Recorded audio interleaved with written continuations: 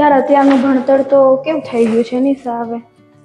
સાચી વાત છે, પણ મારા મનમાં તો ભણતરનું જુદું જ રૂપ છે.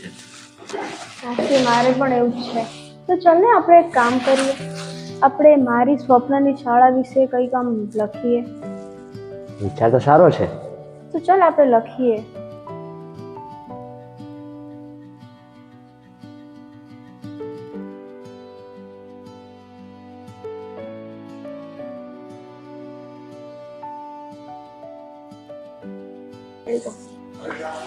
તે વિચાર્યું છે આપણે શું લખશું, કઈ રીતે, કેમ લખશું? હા, એમ તો બધું વિચાર્યું કે આપણે જે વાત કરીએ, હું શિક્ષક તરીકે હોય અને મારી પોતાની સ્કૂલ હોય તો કેવા રીતના વિદ્યાર્થી કેવા હોય છે, ત્યાં શાળા વ્યવસ્થા કેવી હશે, તે વિદ્યાર્થી કઈ રીતનું જીવન જીવતા હશે, તે બધું લખશું ને.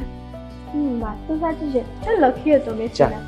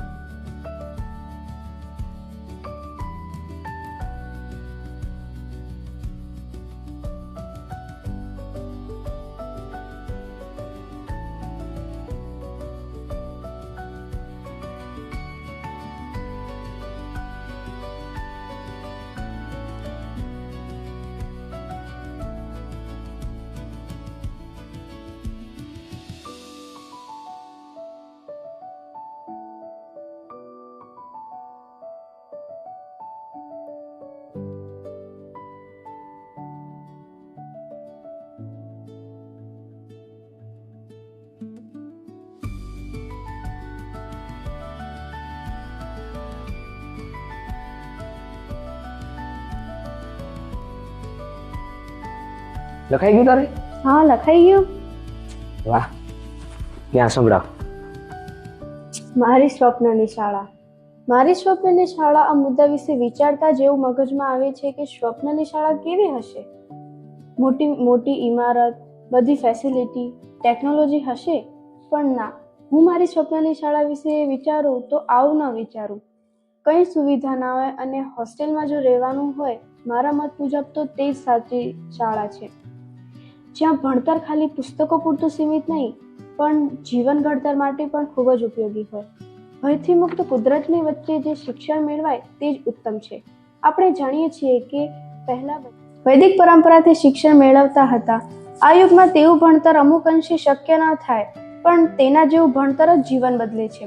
બાળકોથી જ તે શિક્ષણ ચાલતું હોય, બાળકોના રસ રુચિ પ્રમાણે ભણતર આપવામાં આવે, તેમને મનગમતા વિષય પર ખીલવાની સ્વતંત્રતા હોય. હમણાં ઘણી એવી શાળાઓ છે જેમાં બાળકોને આ રીતનું શિક્ષણ મળે છે. ખાલી શાળામાં પુસ્તક રટવા નહીં, પણ આગળ જીવનમાં ઉપયોગી થાય તેવી ઘણી પ્રવૃત્તિઓ શીખવે છે. હું મારી સ્વપ્નની શાળામાં વિદ્યાર્થીઓને કેળવવા પહેલા શિક્ષકોને કેળવીશ. વિદ્યાર્થીઓ સ્વશિસ્ત દ્વારા જવાબદારીનો પાઠ ભણે, જીવનલક્ષી ઉદાહરણો, પ્રેક્ટિકલ બધી જ વસ્તુઓ બતાવીને શિક્ષણ અપાય તેવું શિક્ષણ હું આપીશ. અહીં શિક્ષણનો અર્થ પુસ્તક કે 4 દિવાલો પૂરતો સીમિત નહીં, પણ વાસ્તવિક જીવનને અનુલક્ષે તેવો રાખીશ. તો કેવું લાગ્યું? બહુ જોરદાર, કાંઈ ઘટે નહીં. તો હવે તારું તો જણાવ કેવું છે, તે શું લખ્યું છે.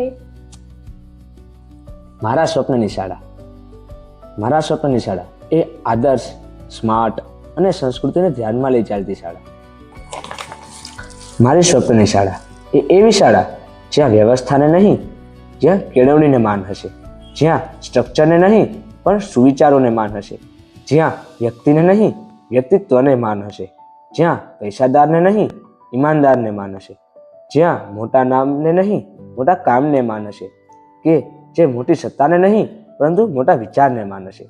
અમારી આ શાળા વિદ્યાર્થીઓ માત્ર શીખવા માટે નહીં પરંતુ બીજાને શીખવાડવા પણ આવે છે. અહીં શિક્ષકોએ વિદ્યા દાન કરવા પૂરતું જ નહીં, સાથે સાથે વિદ્યા મેળવવાના મોટા ઉદ્દેશ્યથી આવતા હશે. અહીં વિદ્યાર્થીએ પરીક્ષાર્થી બનવાને પોતાનો ગુનો માનતા હશે. આમ મારા આ સ્વપ્નની શાળા દુનિયાને એક ભણેલ ગણેલ વ્યક્તિ નહીં પરંતુ એક વિચારધારા આપતી હશે. કેવી લાગી? બહુ જ સરસ, કેટલા સુંદર વિચાર છે ને? પણ મારા મનમાં એક શંકા છે. શું આવી શાળા સાચેમાં થઈ શકશે? શું કામ નહીં થાય? અતુલ સર કહે છે ને તેમને સો નચિકેતા બનાવવા છે. આપણે તેમાંના બે છે, આપણે કરીશું. વાત તો સાચી છે.